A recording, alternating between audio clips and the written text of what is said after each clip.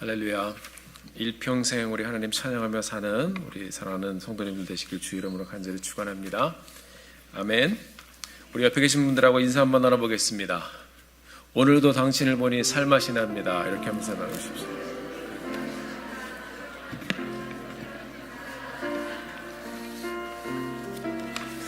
자, 오늘 저희 교회 방문하신 분 소개 먼저 해드리겠습니다. 우리 김봉천 장로님, 마산 동광교회에서 또 이동숙 집사님 친구분이시네요. 여기 우리 장로님 우리 온 가족이 다 오신 것 같아요. 사위, 딸, 그리고 우리 안 권사님도 오신 것 같고 장남도 오셨고, 여기 써주신 대로 제가 읽어드렸습니다. 우리 김봉천 장로님 온 가족 어디 계신가요? 한번 일어나시면 저희에서 큰 박수 환영해 주시기 바랍니다. 감사합니다. 이덕순 성도님, 김영복 성도님, 김하영, 김요섭 성도님 다 같이 오셨습니다. 우리 함께 하나님께서 당신을 통해 메마른 땅에 세민하게 하시는 함께 축복하며 환영하겠습니다.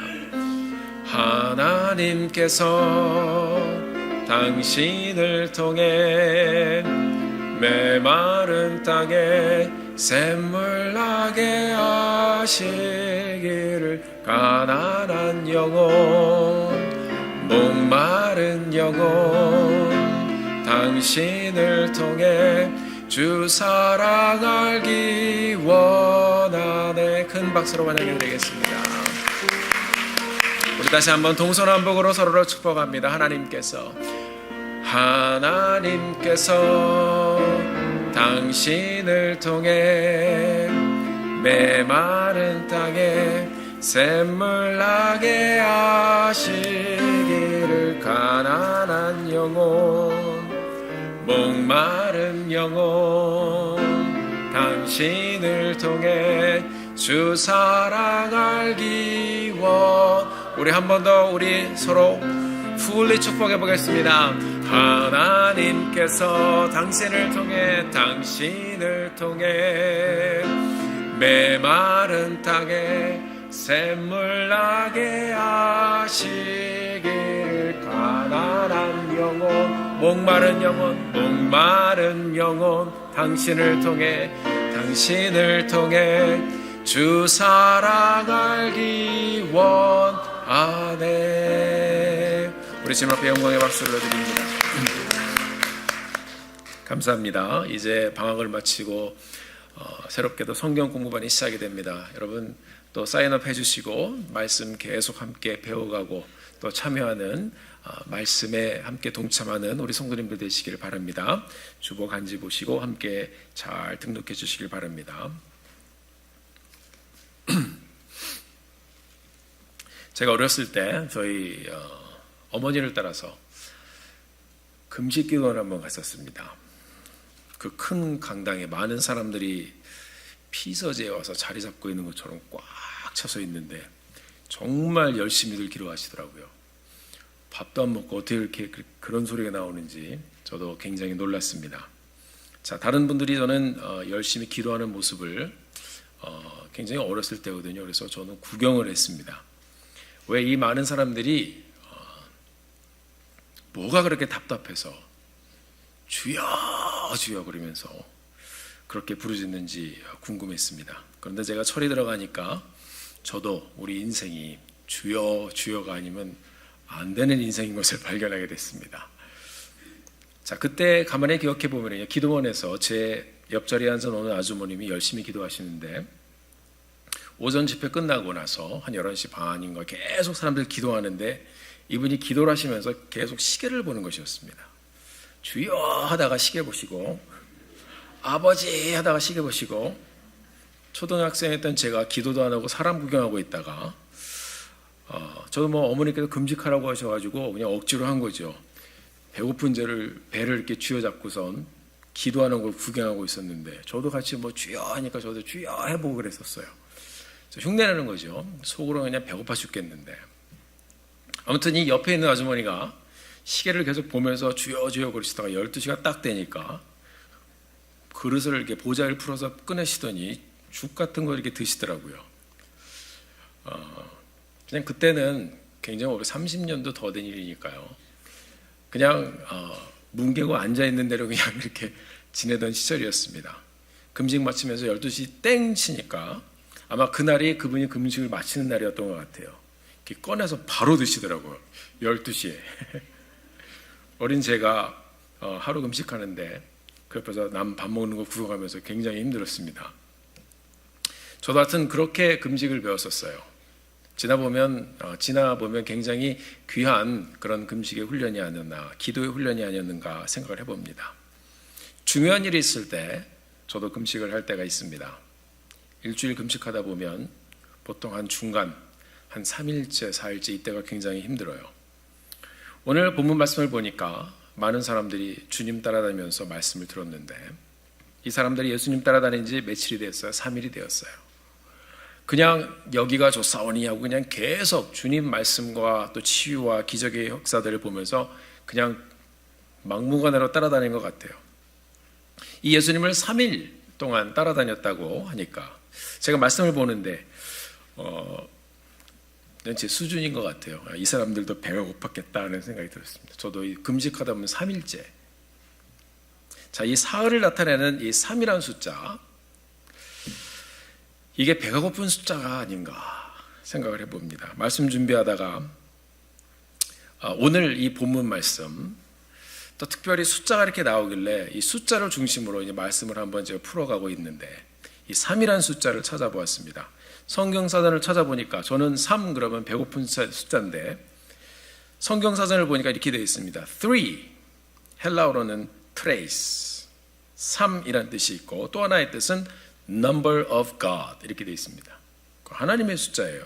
저는 배고픈 숫자였는데 그리고 showing his full work 이렇게 되어 있습니다. 그러니까 이 3이라는 숫자는 하나님의 이 온전하신 역사를 나타내는 숫자이고 하나님의 숫자다 이렇게 서술이 되어 있습니다. 그리고 제가 주석과 자료를 더 찾아보니까 신약에만 이 3이라는 숫자가 70번이 나옵니다. 3, 사흘이란 이 말을 보고 배고픈 게 생각이 났는데 이 성경사전에는 하나님의 숫자라고 되어 있습니다. 그래서 제가 이 사전을 찾아보고서 저는 아직도 갈 길이 멀구나 하는 생각을 해봤습니다. 오늘 본문을 보면 우리가 잘 아는 그 사건과 굉장히 비슷한 사건입니다. 오병이어. 언제 나오냐면 마가복음 6장에 나오는 것이 오늘 마가복음 8장 말씀인데 두 장을 앞으로 가면 마가복음 6장에 오늘 본문의 사건과 굉장히 흡사한 오병이어의 기적의 사건이 나옵니다. 이 먹을 것을 주시는 기적의 시작은 이 따라다니는 이 무리들을 향한 우리 주님의 불쌍히 여기는 마음에 시작이 되었습니다. 사람들이 말씀을 가르쳐 주시고 기적을 베푸시는 이 주님을 따라다니면서 계속 발견하는 것입니다. 이분이 주님이시구나. 이분이 구원자시구나. 이분이 나의 삶을 해결해 줄 수 있는 분이시구나. 계속 따라다녔습니다. 자, 오늘 본문을 보니까 이 사람들이 3일 동안 주님을 따라다니면서 계속 집회가 지속이 되었습니다.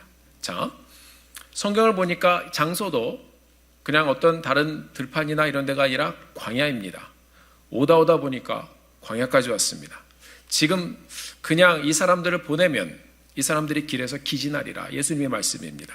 3절을 보니까 굉장히 특이한 말씀이 있습니다. 무리 중에 멀리서 온 사람도 있느니라. 주님께서 이것을 의도적으로 표현을 하십니다. 자, 이 말이 어디서 나왔을까요? 7장 뒷부분을 보면 우리가 지난번 말씀을 다시 한번 이렇게 돌아서 되짚어 보면 예수님께서 어디로 가셨냐면 데가볼리를 떠나서 두로와 시돈으로 가셨다고 그랬습니다.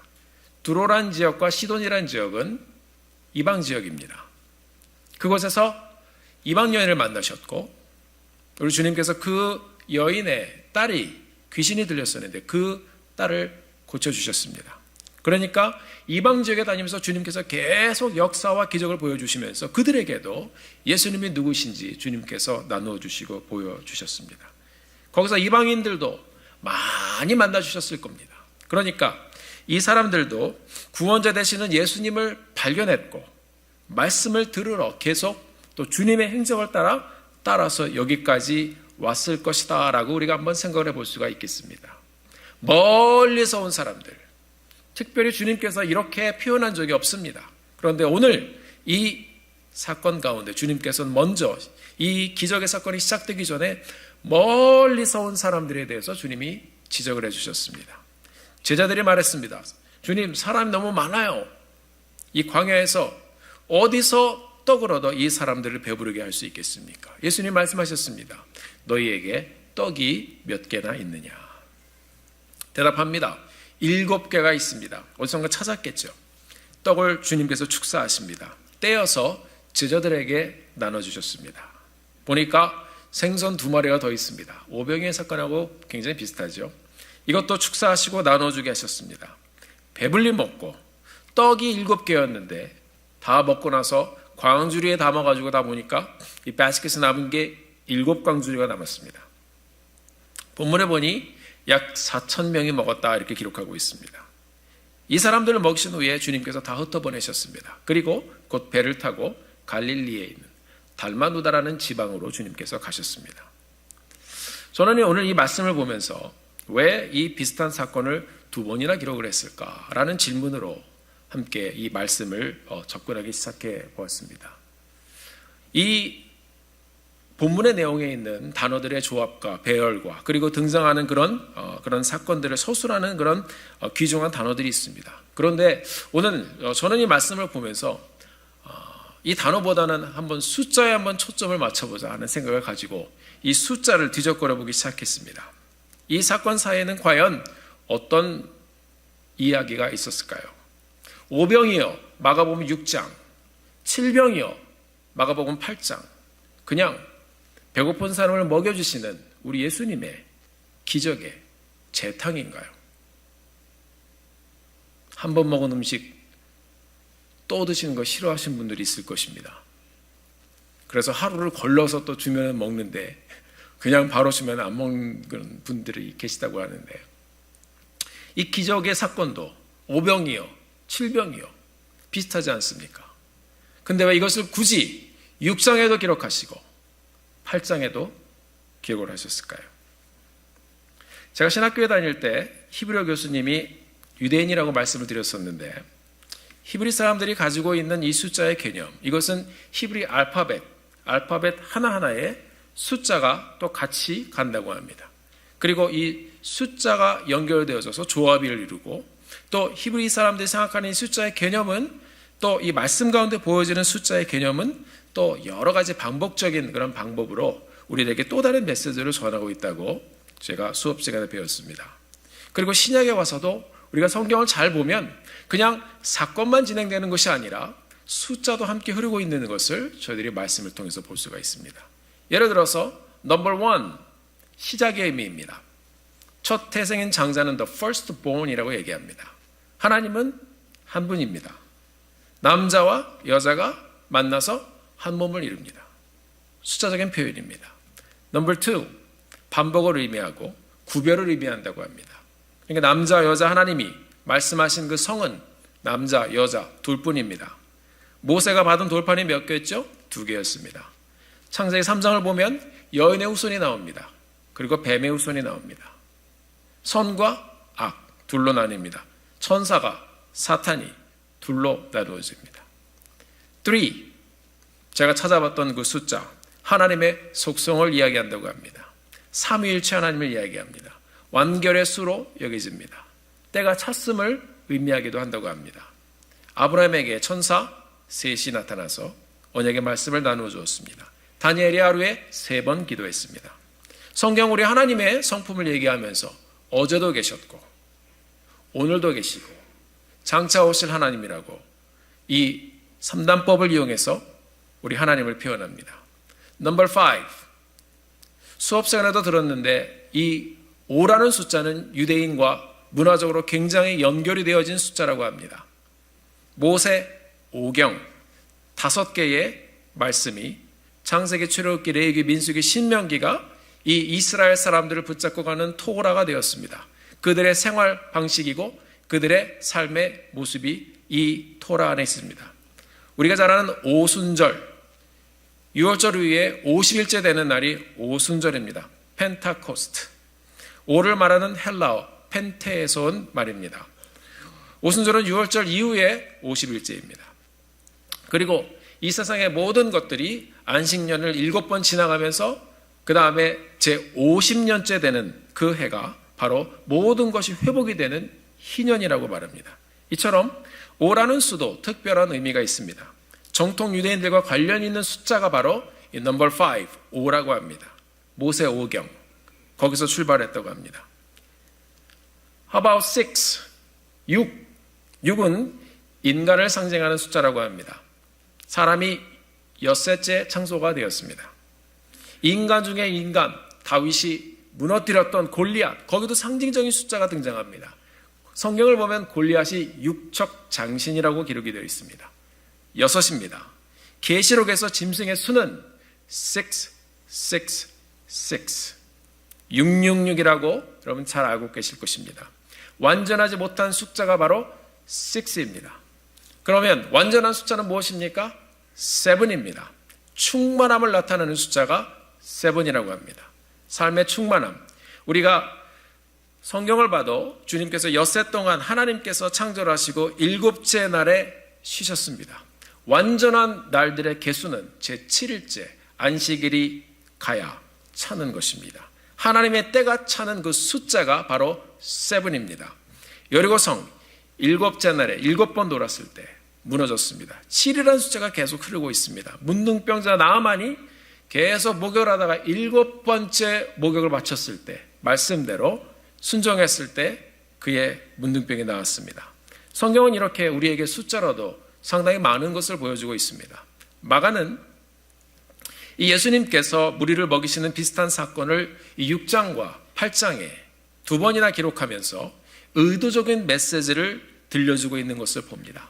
그래서 오늘 우리가 이 말씀을 보면서 그냥 이 말씀의 어떤 단어를 우리가 보면서 말씀을 한번 열어가는 것이 아니라 숫자로 한번 이 하나님께서 어떤 의도와 어떤 목적을 가지고 우리에게 이 5병의 말씀과 7병의 말씀을 연결해 주셨는가 한번 생각해 보기를 원합니다.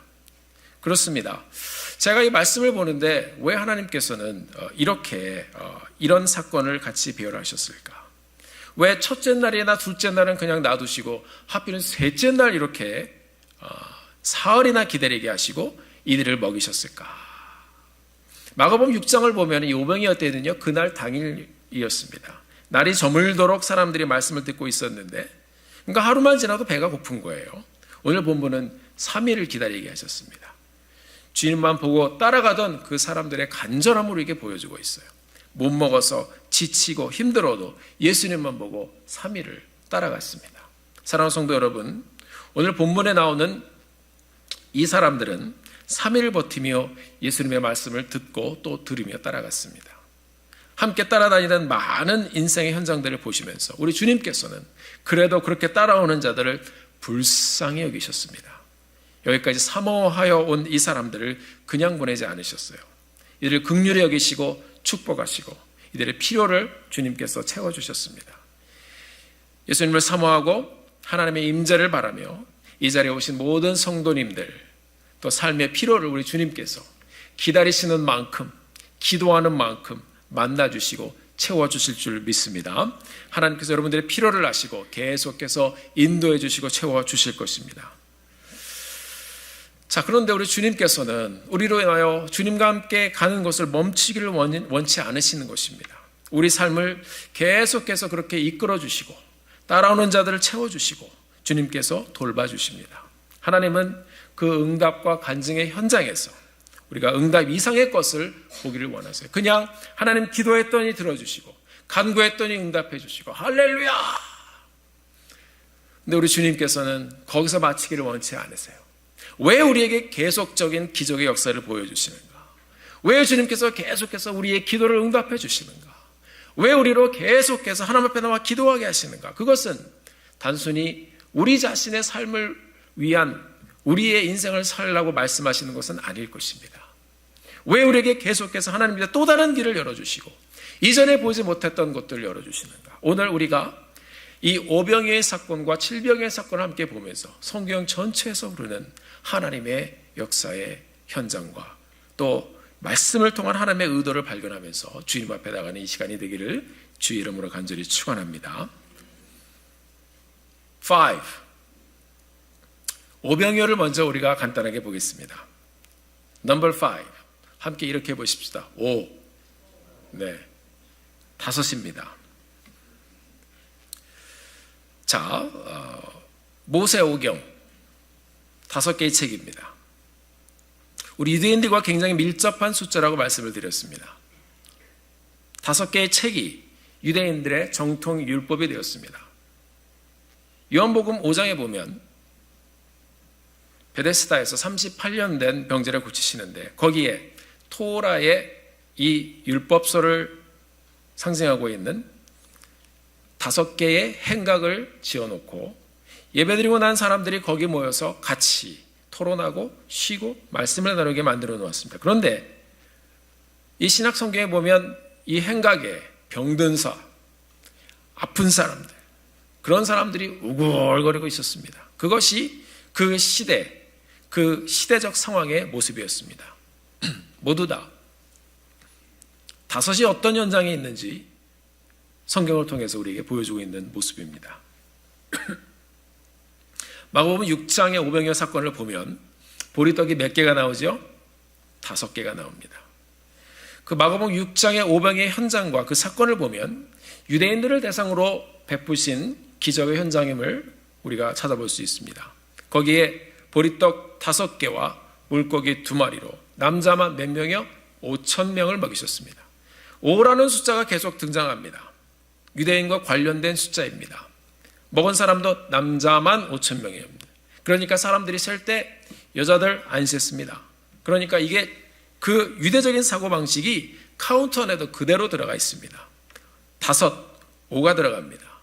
유대적인 사고입니다. 이 5이라는 숫자가 그 자리에서 계속 나열이 되었습니다. 유대인들에게 있어서 굉장히 쉬운, 그리고 그들이 받아들이기 쉬운 그런 관점입니다. 여러분, 마가복음 1장에 보면 예수님께서 가장 먼저 이루신 행적을 기록하는데 그것이 뭐였냐면 귀신을 쫓아내는 장면이었습니다.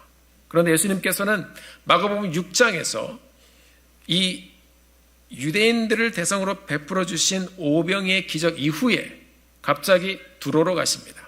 시돈으로 가십니다. 이방인들을 만나십니다. 그리고 가장 먼저 거기서도 하셨던 일이, 기록된 일이 무엇인가 하면 이방 여인의 딸, 귀신 들렸던 딸을 고쳐주시는 사건이었습니다. 성경 우리가 이렇게 조금 한 발짝 떨어져서 보면 패턴이 보이기 시작합니다. 이방인들을 만나고 다니시면서 이 마가복음에서 주님께서는 우리에게 메시지를 들려주고 있는 것입니다. 유대인을 향한 우리 예수님의 사역의 시작, 마가복음에서 이방인을 향한 우리 예수님의 사역의 시작이 귀신 쫓는 것으로 똑같이 일어납니다. 유대인들이 죄로 인해서 악한 영에 잡혀 있다면 똑같이 이방인들도 죄로 인해서 악한 영에 잡혀 있는 것입니다. 유대인들이 배고프면 오병이어에서, 칠병이어 사건에서 멀리서 온 자가 누구를 말하는 것일까요? 우리가 성경을 유추해 보면 그 사람들이 멀리서 온 두로와 시돈에서 온 이방이라는 것을 생각해 볼 수 있을 것입니다. 유대인들이 배고프면 이방인들도 배고픈 것입니다. 유대인들이 이것이 필요하면 이방인들도 그것이 필요한 것입니다. 유대인들을 긍휼히 여기신 예수님 주위에 있었으니까, 먼저 있었으니까 이방인들도 멀리 찾아가서 똑같이 긍휼히 여겨주신다는 것을 본문이 보여주고 있습니다. 이것이 두 사건이 우리에게 보여주시는 우리 하나님의 마음입니다. 그래서 우리 예수님이 여러분과 저에게까지 이렇게 먼 길을 찾아 만나주시고 우리의 구원자로 함께 우리와 동행하여 주신 줄 믿습니다. 혹시 우리는 유대인들처럼 이런 5, 이 5라는 숫자에 묶여 살고 있지 않은지 한번 생각해 보기를 원합니다. 내 경험, 내 스타일, 내 영역, 내 믿음, 내 신앙의 스타일, 내 방법, 혹시 이것을 고집하고 있지는 않습니까? 내 고정관념과 율법에 묶여 있으니까 바리새인들에게, 그리고 종교 지도자에게는 예수님이 보이지 않았습니다. 신앙과 배움의 길을 이 5개의 모세 오경으로 묶여버리고 토라에 묶여버리니까 이 사람들의 마음이 율법으로 인하여 열리는 것이 아니라 닫혀버렸습니다. 혹시 우리는 이 5이라는 율법의 전통과 숫자에 묶여있지는 않은지 생각해 보기를 원합니다. 마가는 오늘 본문의 칠병이어 사건을 기록하면서 예수님의 대화를 인용하여 또 한 번의 기적의 중요한 의미를 우리들에게 들려주고 있습니다. 무엇보다 오늘 본문을 보면 우리 예수님께서 멀리서 온 사람도 있느니라 특별히 부각을 시키셨습니다. 유대인의 관점에 유대인만을 위한 메시아가 아니라 이방인들, 멀리서 온 사람들까지 주님께서 다 부르시고 그들에게 마찬가지로 구세주가 되어주실 것을 우리에게 보여주고 있는 것입니다. 예수님께서는 5을 넘어 7의 역사를 이 사건을 통해서 열어가고 계셨습니다. 넘버 7을 보겠습니다. 오늘 본문에서는 7이라는 숫자가 등장합니다. 7은 충만함을 나타내는 숫자라고 했습니다. 오늘 본문을 보면 우리 예수님께서 마가복음 6장에서와 같이 똑같은 질문을 하십니다. 너희에게 떡이 몇 개가 있느냐? 같은 패턴입니다. 오늘 본문에 보니 떡이 몇 개가 있어요? 7개입니다. 그 떡의 숫자를 뭐하러 이렇게 세고 기록하겠습니까? 하나님의 이 fullness, 충만함을 나타내는 특별한 숫자 7이 여기에 기록이 되어집니다. 이 안에는 5라는 5이라는 유대의 전통을 깨고 멀리서 온 사람을 담고 있는 하나님의 말씀이 들어있어요. 7이란 숫자로 이 기적의 현장을 끌고 가고 있는 것을 볼 수가 있습니다. 떡 7개와 물고기 2마리로 이 많은 사람들이 다 먹고 몇 광주리가 남았습니까? 7광주리가 남았습니다. 하필이면 왜 또 7광주리가 남았어요? 7이란 숫자를 다시 보여주고 있는 것입니다. 먹은 사람이 그냥 뭉태구리로 이 마가복음에서는 4,000명이라고 기록이 하고 있습니다. 마태복음 15장에 보면 똑같은 사건을 기록하고 있는데 여기서는 남자만 4,000명 이렇게 기록하고 있습니다. 마태복음은 유대인들을 대상으로 쓴 책입니다. 그래서 유대적 관점으로 계속 기록하고 있어요. 그래서 마태복음의 시작을 보면 족보를 시작합니다. 예수님의 정통성과 유대인들이 이해할 수 있는 방법으로 쓰여진 것입니다. 그러나 이 마가복음에서는 주님의 의도, 하나님의 의도를 전해주고 있습니다. 저자 마가는 8장에서 의도적으로 유대적인 계수 방법을 쓰지 않았습니다. 그냥 이 남자 안에는 분명히 멀리서 온 누군가 이방인 같은 사람들이 있었을 거예요. 마가는 예수님의 긍휼하심을 입은 사람을 이 7이라는 숫자를 가지고 계속 접근하면서 계수하고 싶지 않았던 그런 유대적인 관점의 법을 다 파하고 4,000명이라고 기록을 하고 있습니다. 여러분, 그것이 5,000명이든 4,000명이든 그게 무슨 상관입니까? 남자도 여자도 유대인도 이방인도 가까이에서 온 사람들도 먼 곳에서 온 사람들도 모두 다 카운트되기를 원하는 하나님의 마음이 그 안에 있는 줄 믿습니다. 이방인들을 향한 하나님의 마음이 어디에 있는지 우리에게 보여주고 있어요. 사랑하는 성도 여러분, 우리가 성경을 보면 예수님의 사역은 확장되었습니다. 이것은 단순히 먹는 것을 기록한 그런 사건이 아닙니다. 우리의 피로를 채워주시는, 배고픔을 채워주시는 그런 것만을 기록한 사건이 아닙니다. 유대인들이 깨뜨리지 못했던 이방인들에게 다가가는 삶을 주님께서 직접 보여주셨습니다. 유대인들이 깨뜨리지 못했던 이방인들을 축복하는 삶을 보여주셨습니다. 유대인들이 깨뜨리지 못했던 이방인들을 품는 삶을 보여주셨습니다. 예수님께서는 이 사건으로 예수의 이름을 확장되는 기적의 역사가 유대인에게나 이방인들에게나 넘버 5를 지나서 하나님의 충만함의 숫자 7으로 가는 그런 현장을 우리에게 선포하고 있는 것입니다. 예수님은 이 땅에 오셔서 유대인들의 고정관념을 그렇게 깨뜨리기 시작하셨습니다. 구원의 소식은, 하나님의 말씀은 너희들만의 것이 아니다. 5를 깨는 7, 그 7의 충만함을 보여주셨습니다. 이 충만함에 관한 숫자는 성경에서 여러분 신구약을 통해서 우리에게 계속 보여주고 있습니다. 하나님께서 엿새 동안 창조하시고 하루를 더해서 쉬게 하시면서 7일의 완벽한 한 주를 만드셨습니다. 그래서 한 주가 7일입니다. 구약에 보면 땅을 경작하는데 6년 동안 땅을 경작하고 제7년째 땅을 쉬게 합니다. 이것이 땅의 안식년입니다. 7년의 안식년을 몇 번이요? 7번. 계속 7이에요. 7번 지나면 49년이죠. 그리고 그 다음 해 1년을 더 더해서 50년째는 이제 희년으로 선포하면서 노예되었던 사람 다시 자유, 땅 빚졌던 사람 다 자유, 그리고 처음부터 다시 쫙 쓸어버리고 다시 시작하는 것입니다. 7년의 안식년이 7번 차면 계속 이 7이란 풀네스의 숫자가 차가는 것입니다. 날들의 충만함과 안식년을 통한 이 회복의 충만함이 이 7이란 숫자에 있어요. 하나님은 우리의 날들이 그렇게 전통과 구습에 묶여있지 않고 발전하고 확장되는 그런 날들을 누리며 살기를 원하시는 줄 믿습니다. 신약에서도 이 7이라는 숫자가 계속 등장합니다. 하나님의 충만하심을 이 신구약을 넘나들면서 우리에게 보여주고 있어요. 신구약을 넘나든다는 것은 이 7이라는 숫자요 하나님의 충만함이 이제 오늘을 사는 우리에게도 넘나들며 하나님의 충만함이 우리 삶 가운데서도 계속 채워지기를 원하시는 것입니다. 사도행전 6장에 보면 첫 교회에 집사를 뽑는데 7명을 뽑았습니다. 왜 7명을 뽑았습니까? 상징적인 수입니다. 성경의 마지막 계시록을 보면 계속 이 7이라는 숫자가 나와요. 거기에 교회가 나오는데 몇 교회가 나와요? 7교회가 나와요. 계시록 1장 19절에서 20절 말씀 제가 읽어드리겠습니다. 그러므로 내가 본 것과 이제 있는 일과 장차 될 일을 기록하라. 20절 내가 본 것은 내 오른손에 7별의 비밀과 7 금초대라. 7별은 7교회 사자여 7촛대는 7교회니라. 계속 헷갈릴 정도로 7. 계시록 8장 2절 7 천사가 등장합니다. 계시록 8장 6절 이 천사들의 7 나팔을 붑니다. 계시록 15장 6절 7 재앙을 가진 7 천사가 나옵니다. 계시록에서 왕 대신 예수님의 심판의 역사를 해나가시며 계속 7을 우리에게 외치고 있는 것입니다. 그리고 이 예수님이 등장하시면서 인을 떼시는데 인이 몇 개예요? 7개예요. 7 sign.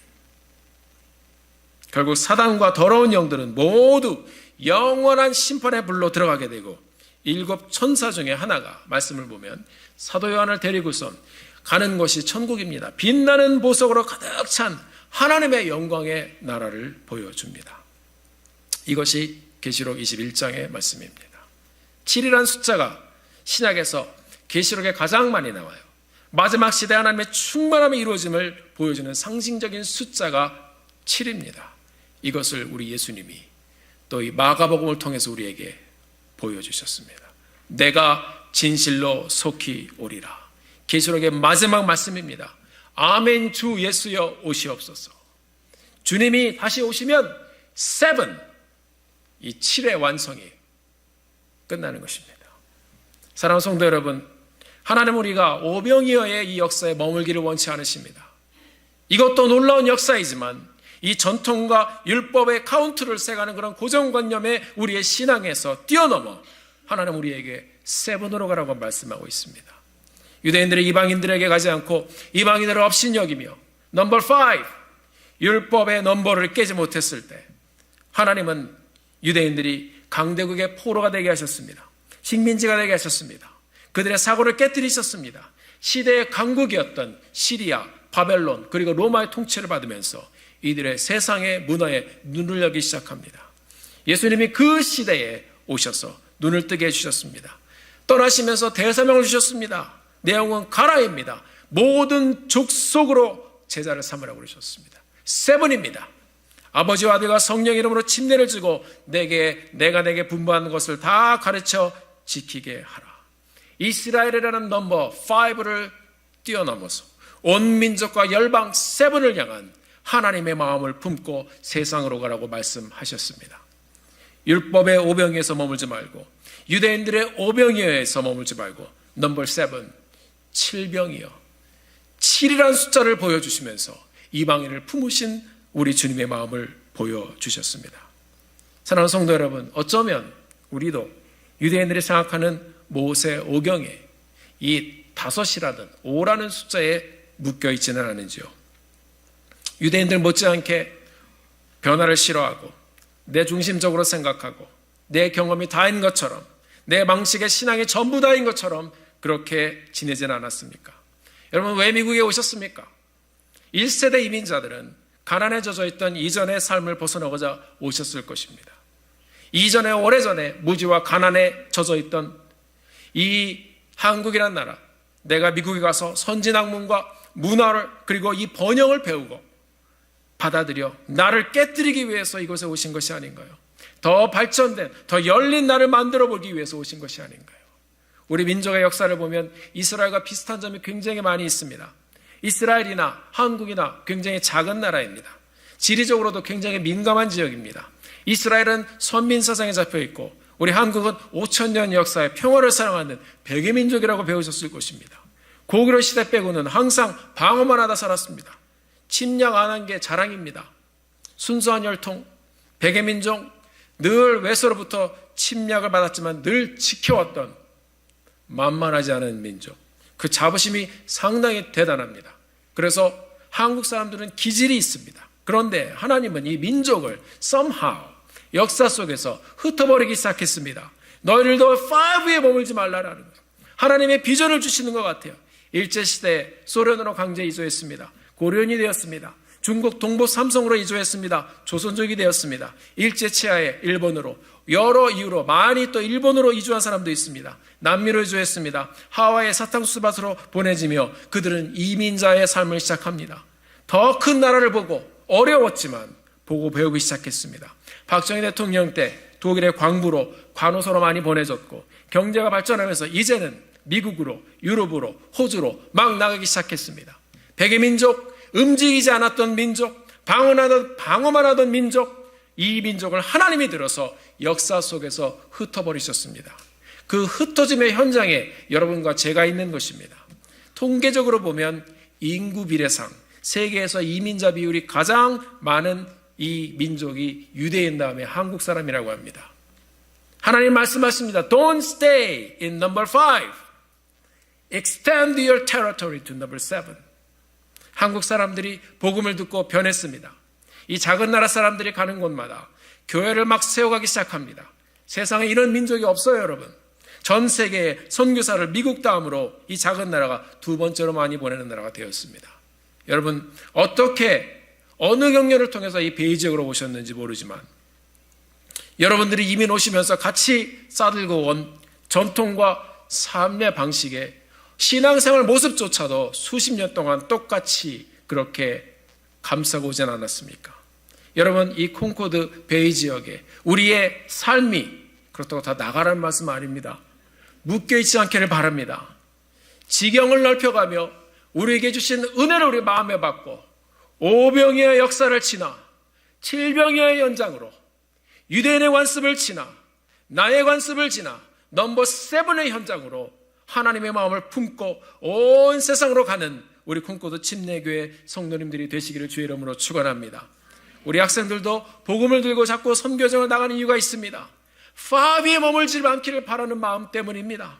하나님의 나라, 온 세상을 품고 계신 하나님 그 7을 향해 우리의 아이들도 나가기를 원하는 거예요.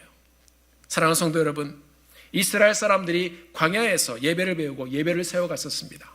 다윗과 솔로몬의 시대에는 모세 오경의 이 시대의 예배와 말씀의 중심이었습니다.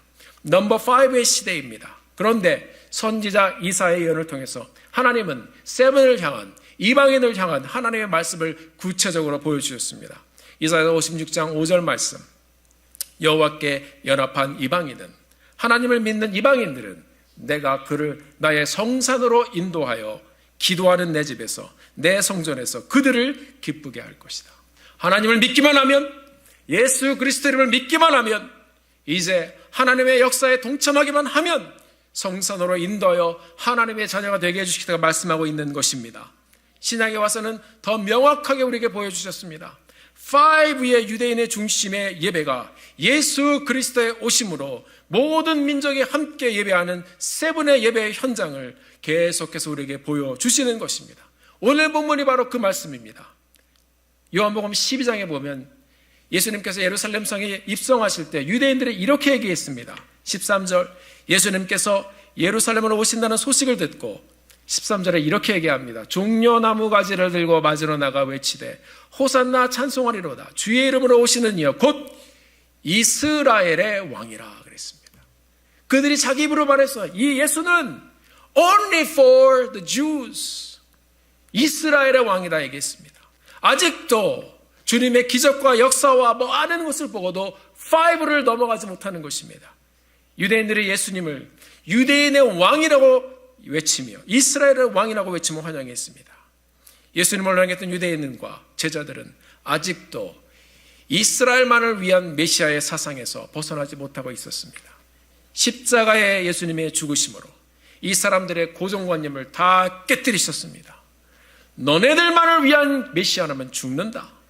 너의 구원자 예수 그리스도는 너희들의 고정관념을 이 율법의 숫자에, 전통에, 5에 그렇게 묶여있는 분이 아니다. 유대인들의 정치적인 해방과 배고픔과 질병만을 해결해준 메시아가 아니라 죽음으로 끝나는 메시아가 아니라고 주님 선포하셨습니다.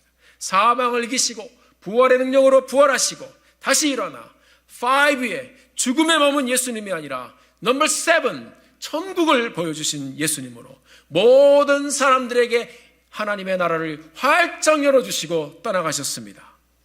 계시록 7장 9절 10절 말씀을 보면 이제 변화된 예배의 모습이 펼쳐집니다. 이루에 내가 보니 각 나라의 족속과 백성과 방언에서 아무로도 능히 셀 수 없는 큰 무리가 흰옷을 입고 손에 종려나무 가지를 들고 보좌 앞과 어린 양 앞에 서서 큰 소리로 외쳐 가로되 구원하심이 보좌에 앉으신 우리 하나님과 어린 양에게 있도다. 종려나무 똑같습니다. 유대인들이 유대인의 왕 이스라엘의 왕을 외쳤을 때 이제 예수 그리스도의 부활의 능력으로 눈을 활짝 열어주셔서 그 유대인들이 복음을 향해 교회를 개척하며 이제 하나님의 나라를 열어가기 시작했습니다. 세븐의 라이프가 시작된 것입니다.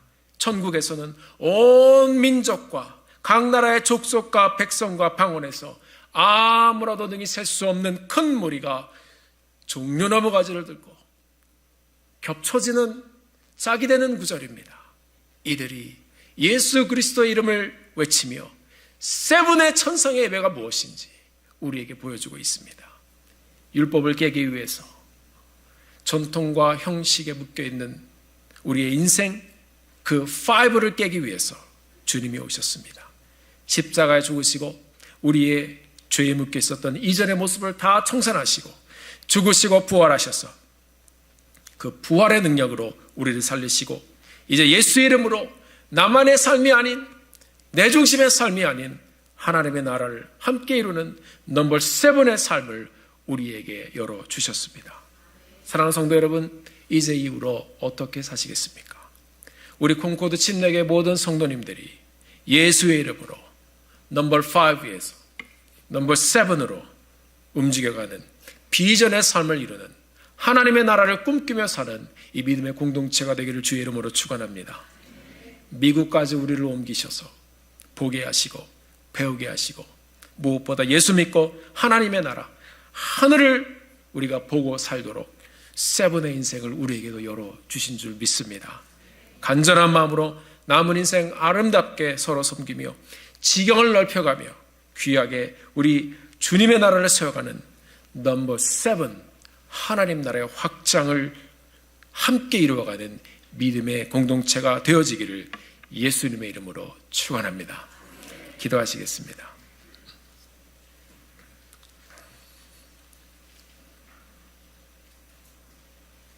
하나님 아버지,